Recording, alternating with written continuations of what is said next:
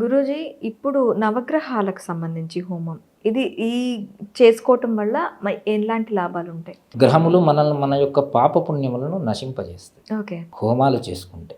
శాంతి అంటారు. శాంతి అంటే అర్థమైంది ప్రశాంతము, ప్రశాంతంగా ఉంచేటటువంటి యొక్క ఇప్పుడు అక్కడ నవగ్రహాలు ఏవైతే హోమాలు చేస్తారు పాపాలను ఇవ్వకుండా పుణ్యాన్నే ఇవ్వగలుగుమని చేసేటటువంటి యొక్క కోటి. అక్కడ మనం నెయ్యి ఇస్తాం. దేవానాం మాధ్యమాహారం, దేవతలకు ఆజ్యమే ఆహారం. దేవతలకు మనం పెట్టేటటువంటి యొక్క అన్నమే ఆహుతి. ఎందుకంటే వాళ్ళు అక్కడ నాగలు బట్టి దున్ని వరి పంట వేయలేరు కదా, ఇక్కడ మాత్రమే ఉంది. కాబట్టి దేవతలకు మనం ఆహారముగా వచ్చి ప్రసన్నం చేసుకునేటటువంటి, మాకు పాపాలను చెడు ఫలితాలను ఇవ్వకుండా శుభ ఫలితాలను ఇవ్వండి అని గ్రహాలను చేసేటటువంటి యొక్క హోమ ఫలితాన్ని ఆ విధంగా ఇవ్వగలుగుతుంది. అంటే మనం చేసేటటువంటి యొక్క హోమాల వలన వాళ్ళు ఆ విధమైనటువంటి యొక్క ఫలితాలను మనం కోరుకోవడం, తద్వారా ఆ విధమైనటువంటి యొక్క ఫలితాలు మనకు వస్తాయి. సందేహం. ఓకే.